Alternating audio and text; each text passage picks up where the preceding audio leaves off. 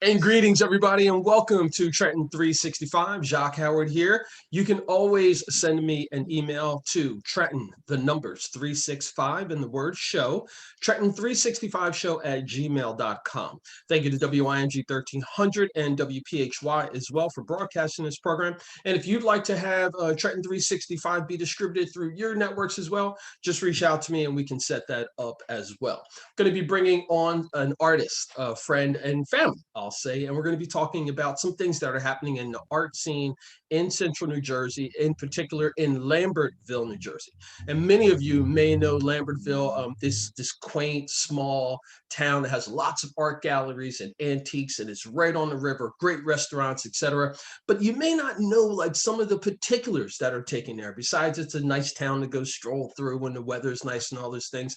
But there's a definite message that you can get from the people who are the vendors and the business owners who are there. And we're going to be talking about two of them that are going to be coming up next. And these are the owners of the Cross Pollination Gallery. So we have Ayala as well as SiriOm Singh. Now, we're going to be talking about a few things, not only the art component, the gallery component, but also their relationship, because we think that it's super important for people to know that in this day and age, there's so much that's going on. And that if you have a spouse and you're working together cohesively, lots of times some wonderful things can happen, such as the Cross Pollination Gallery.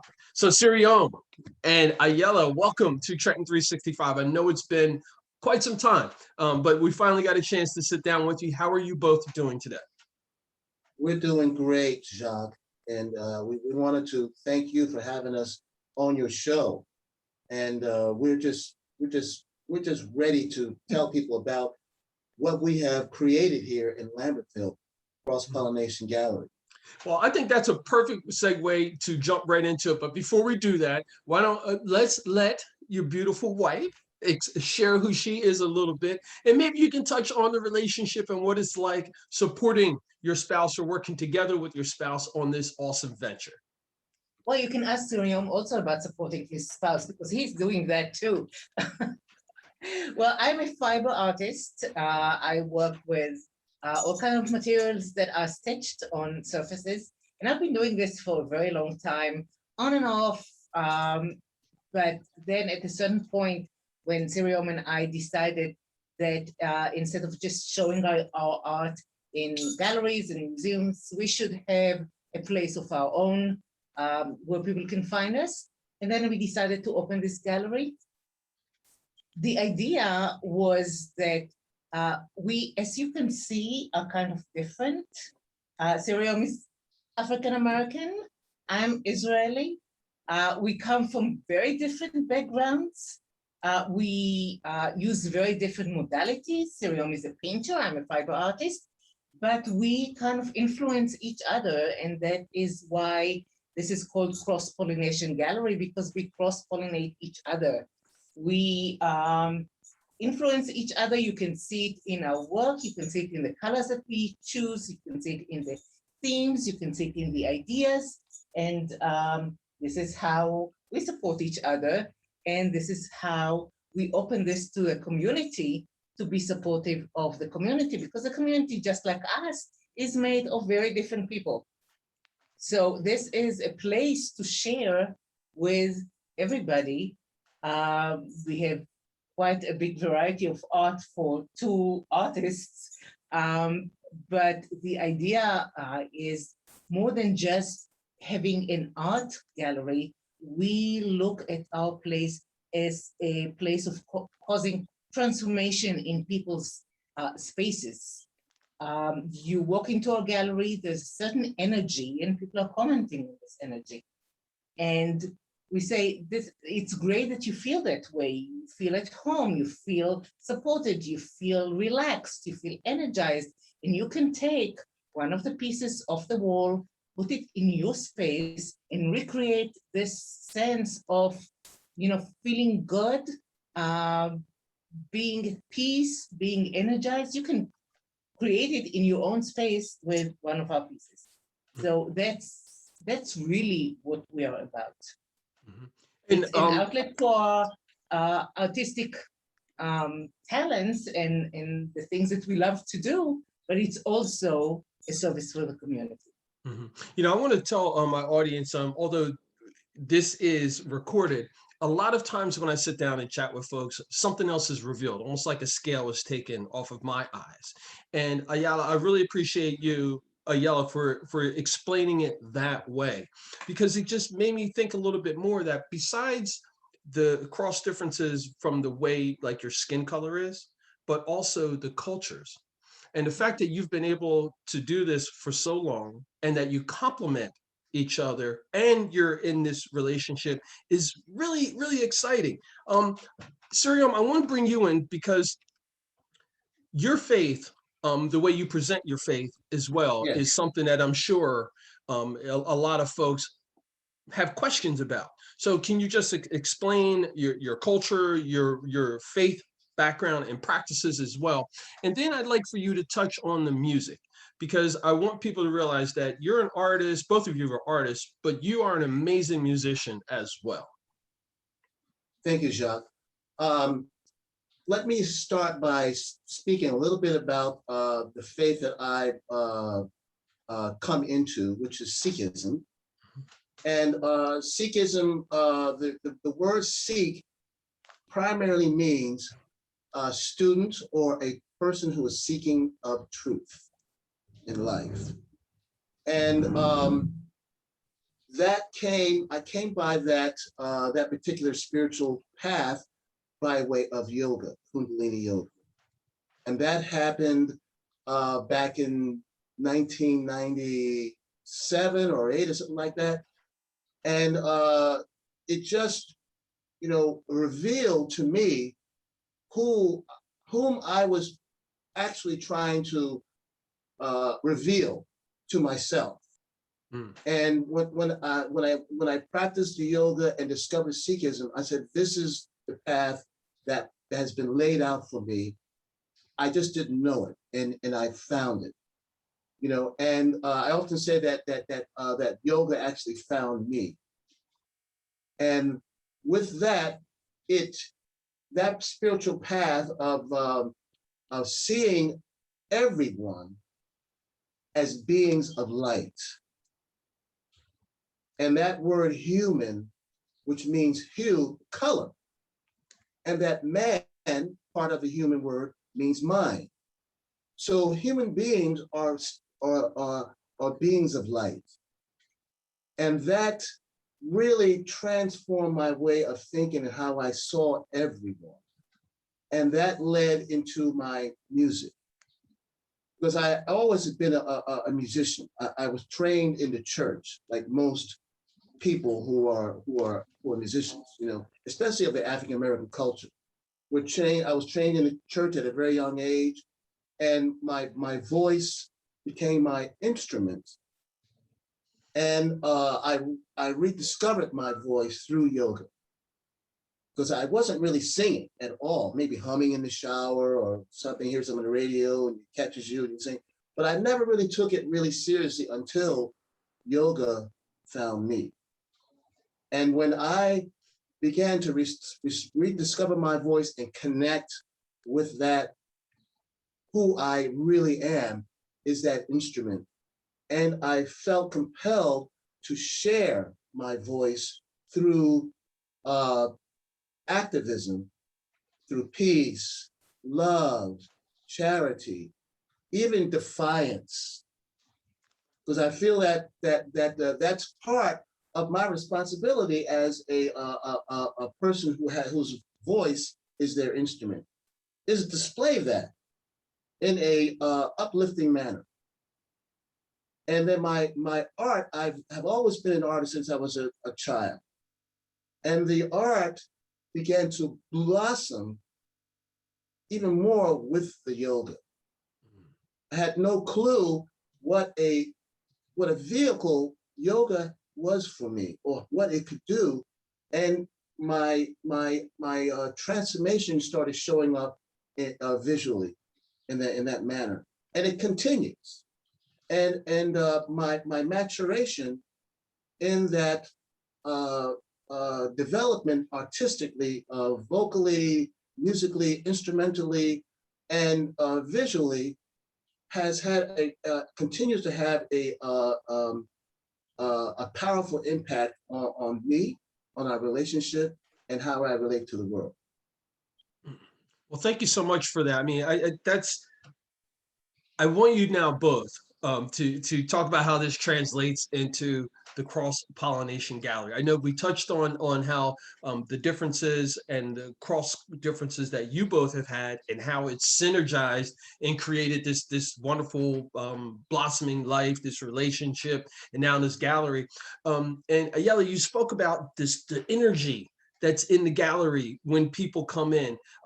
Walk me through virtually what that's like. Like, you're bringing me into your space, Cross Pollination Gallery, both of you.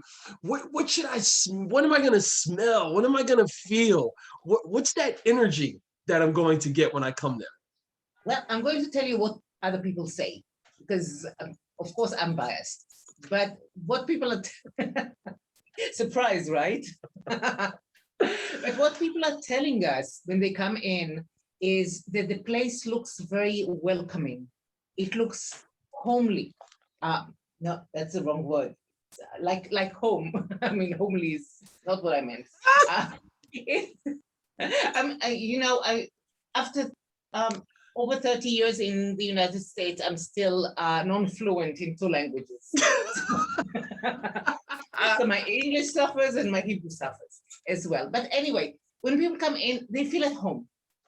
They feel energized. There's the colors are energizing. People are really drawn. Actually, we found out that we use a lot of blue in our work, and blue is a color that is very interesting. It does 2 things for the mind. On one hand, it slows you down and it relaxes you, and on the other hand, it's energizing. It's kind of hard to explain.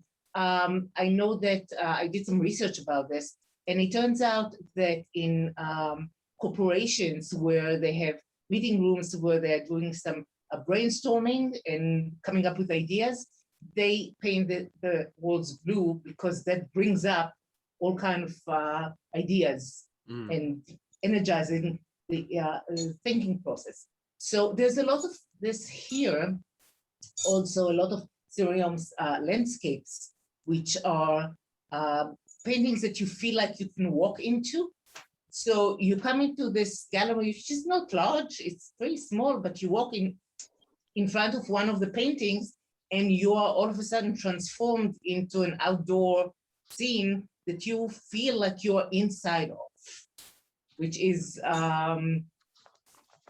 really one of the biggest benefits. That's with SiriOm's work. With what people are telling me about my work is that it's kind of challenging your idea of how images are created, because we usually think about images as being created with paint and brush. And here are images that are created with thread or metal shavings or guitar strings or human hair. And people are walking to it, and it's like at the first moment, it's, what is this? This is so interesting. This is so unusual. People always say, I've never seen something like this. And what I say about this is, you're not really likely to, because I don't know anyone else who works this way. So it's kind of like, whoa, what is possible to create?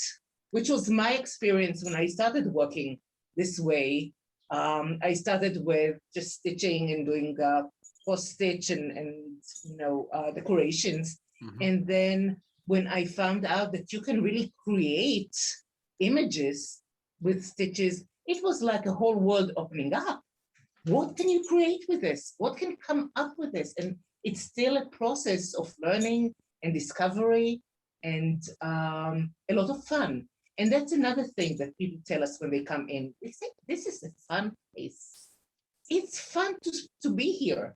I mean, we have these chairs that I hear for people to sit and just hang out and just look and enjoy and soak it in.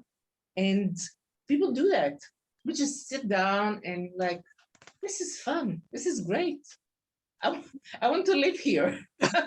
And when we say, you don't want to live here, really, it's not really suitable for that.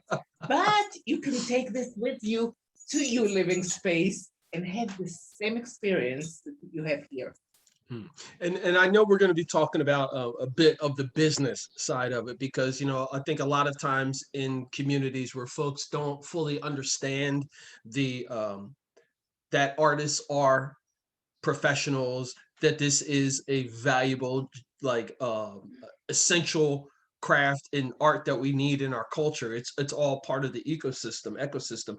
Um, but I do want to talk about the business side of it a little bit later on because I think that people need to know that, hey, this is how you make your living.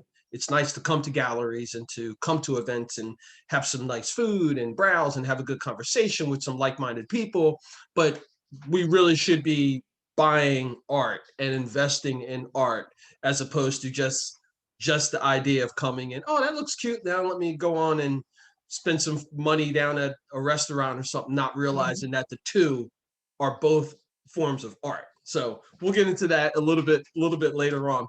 But I do want to touch on the color of blue because it is very vibrant. And in the image that I'm seeing of you both, I mean, you're wearing blue up top. There's lots of blue behind you. I wanted you both to just talk about some of the inspirations that you've had recently. And I say that because I know those who are extroverts and a lot of artists have found this time period, you know, with the elections and politics and the social justice movement to be a seesaw almost. Like it's an opportunity to provide a lot of content because you're doing a lot of searching inside. But you know, putting that content out, I've heard a lot of artists, in particular musicians, who are saying it's still not quite coming out. So maybe the both of you can touch on that. Well, I'll start. I love to, one of the ways that I research potential subject matter to render, I will oftentimes walk around Lambertville with my camera and take photographs. Or I will paint on location. I think that blue is spiritually inherent, primarily because we have a blue planet. And when we look at the sky, there's blue everywhere. There's blue in the water. There's blue in the trees. There's blue in the grass. And when I see, when I work on a painting, a landscape or even an abstract, what I try to do is to render and create spirituality. And not so much, you know, it's important for me to render it well and skillfully. But what I want people to experience is the spirituality in our world, because we are spiritual beings. We, you know, even if we say we're atheists or we don't believe in God, we are inherently spiritual beings. Because when something goes wrong with us, we take a deep breath, we say, oh my God. You know, we may not be belong to any particular relationship, but that is in us. That's in us. Or someone close to us, we see a child's fall or a child's in danger, we say, oh my God. That's the first thing that comes to us. So we are spiritual beings. And I want my work not just to be run-of-the-mill artwork. I want it to be contemplated. I want it to be thought evoking. I wanted to sometimes even evoke anger, because I think that, you know, everything that we are spiritually, we are happy, we are sad, we are angry, we are embarrassed, we are enraged. It's all of us, all of it. That is us, and I believe that for me to be authentic as an artist, I need to try to reveal that in my work so that the viewer experiences it. Yeah, I'd like for you to say that as well, like your current inspirations and the work that you're doing and you're putting out, and like the whole 2020 vibe, and what's that been like for you and your creations? Well, for us, this last year has been a double challenging experience because last January I had a stroke, and yes, it affected the right side of my body. So it has been, thank you. It has been really difficult for me to get back to work. Took a lot of training. I actually started stitching again, like an exercise for my right hand. And then after a while, it came back to, I'm not yet at where I was before in my ability to work long time, my ability to work on large scales. But I had kind of I would say, an experience of overcoming adverse uh, accident in my life and coming back to work, even on smaller pieces than I used to work before. But so it's been a struggle in more ways than one. It wasn't just COVID. But interesting, while you were talking, I was looking at SiriOm's latest work. And lately he started drawing again. He was working mostly before on big scales with acrylic, and now he's doing a lot more drawings. And I'm looking at his drawings, and the energy of the drawings is very different. You notice they are kind of dreamy. They are kind of like taking a break from the challenges that we're facing, us, in our life, but everybody, and creating a very peaceful image that, even more than the landscapes that are done with acrylic, don't you agree? Yes, I do. And especially since before, I think before COVID, SiriOm was doing some political abstracts that were motivated by the events that were going on. And they were very powerful. They were very kind of in your face, very strong energy. And I see the more recent work, which is kind of like, taking a deep breath, saying, we need to nurture ourselves now. This is how we do this. And it shows in the work. Very different from his work a year ago. So things are happening, and if you didn't ask, I wouldn't have noticed. But thank you for asking, because that kind of opened my eyes to it. Oh, that's my pleasure, and I think that's the wonderful thing about being able to have as humans just sit down and have a conversation, because we have so many different things that we can learn from and experience from and enjoy amongst ourselves together.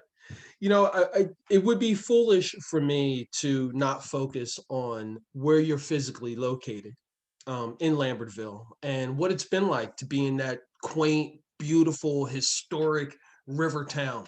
So can you both touch on that, and then also touch on the events? I know that things are starting to open up a little bit more, and if you have anything that's going on online that people can participate in, etc., let's talk about that a bit. Well, being in Lambertville has always been a pleasure. This is a place that, we live in Trenton. We live in a very nice neighborhood in Trenton, which we love. But we were always going to Lambertville for the feel of the place, because it's such a fun town. Fun town and very cohesive community, very supportive.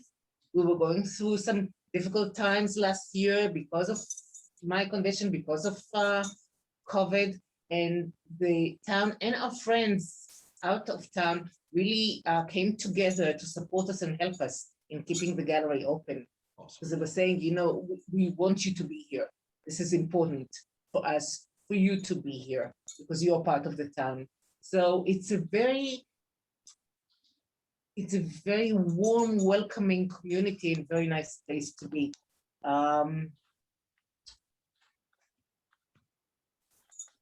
We're located at 69 Bridge Street in Lambertville, and it's a prime location for us. You will find me any given time on a wonderful day, whether it's winter or summer or spring, in front of the gallery outdoors painting.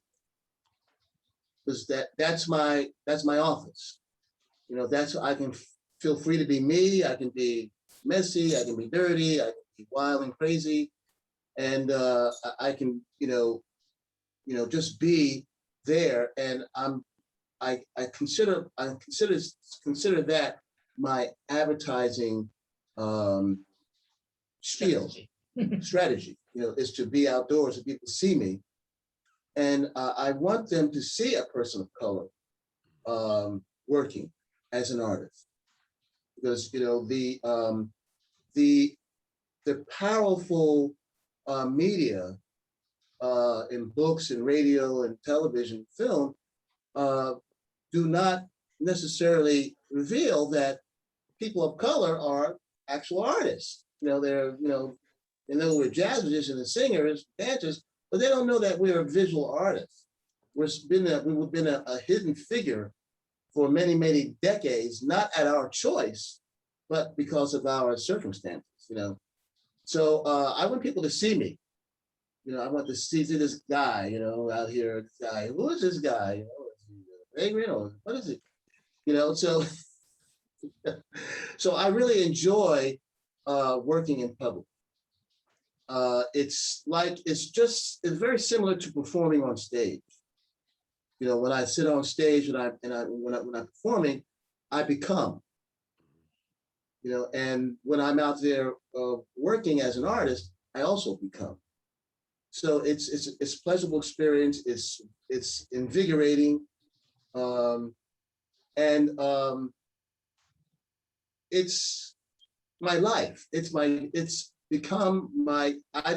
Wasn't realizing that that there was a possibility of me to actualize my dream, which is to be an artist, a working artist, not a closeted artist or somebody with just hobbies. It's my life. It's my profession. That's how I see myself. And I want to jump in because I think that's a perfect segue to talk about the business side of it, and the fact that there is a business side to this. Like you can't just think, oh, we're gonna have gallery openings and come sip some wine and have some fruit and cheese, and then hurry on off and go down the block to the next first Friday, first Thursday, second Tuesday event, but not participate in the structure of the economy. Meaning artists need to have places where they can paint, where they can live, where they can show their work, and buy supplies, and not have to always go to another city or another town, and to be able to have that access. Something that I'm really pushing for is, especially in New Jersey, for us to take advantage of where we are located in the creative economy, as well as in between Philadelphia and New York. We've got to start recognizing that there's a lot of creatives in this area that aren't in Philadelphia and aren't in New York City or Jersey City or Newark. They're spread out throughout this region. And there's lots of opportunities for us to invest in them and have them participate more in public art, institutional art that's open, so that more people can get access to it. And we can educate more of these young people to say, no, you can be a landscape architect, which is an artist, or you can be a traditional architect, which is an artist as well. But before we finish up, I just really want you both, because you are running a gallery, you are both two professional artists. I want you to just touch on the importance of an arts economy, or the business side of art, please. Well, let me say this. When you go to like archaeological sites, caves, and you see the wall drawings, right? I mean, art is important.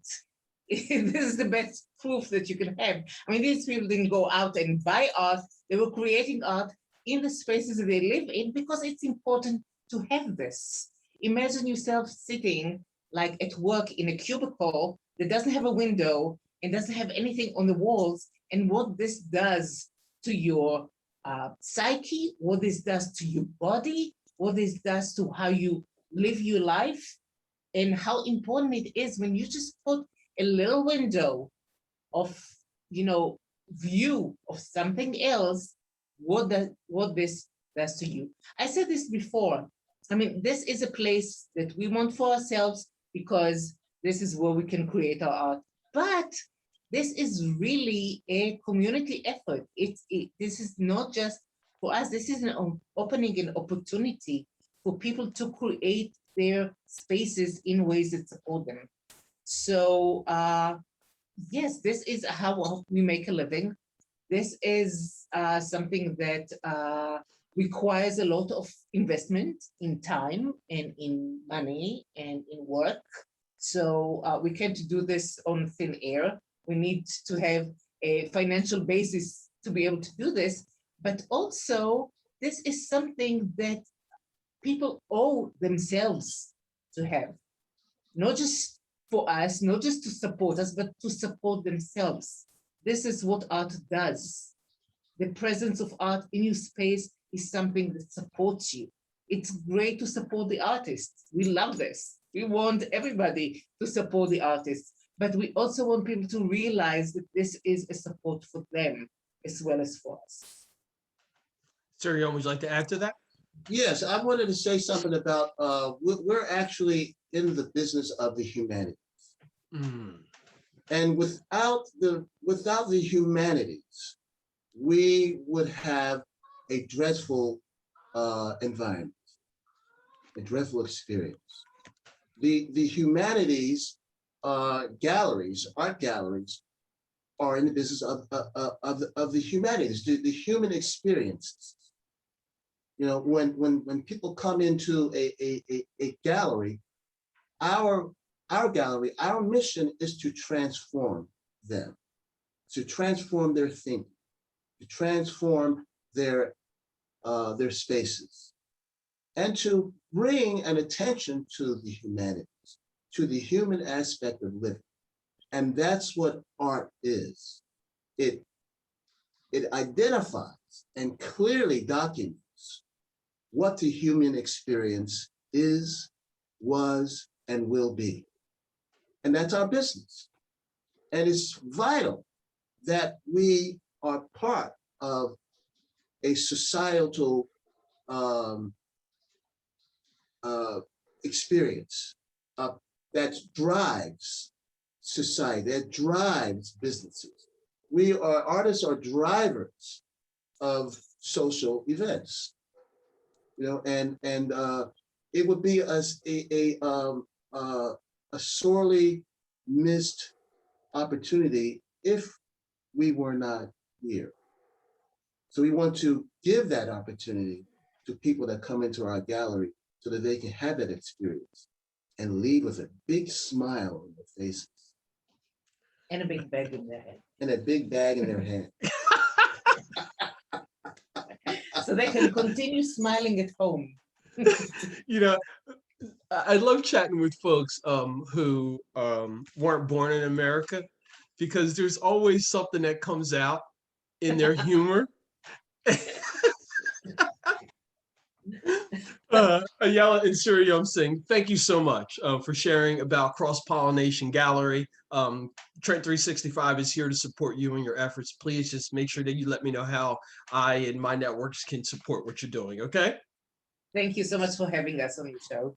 Josh, thank you. You're a light out there, my brother. You are a real beaming light. You're guiding everyone. Thank you. Yeah, I appreciate that. I can't wait to sit and chat with you guys more. I totally appreciate both of you. And thank you so much for coming on to the program. Okay, brother. Thank you. You're welcome. Folks, you've been listening and watching the Trenton 365 show. The whole idea about this is that we can bring human beings together across the table, across the pond, whatever, and have these wonderful conversations where everyone's opinions and thoughts are just as valuable as others. And therefore, we can work together to build a better community for everyone. You can always send me an email, Trenton365show@gmail.com. And remember, folks, it's always about justice, peace, and humility.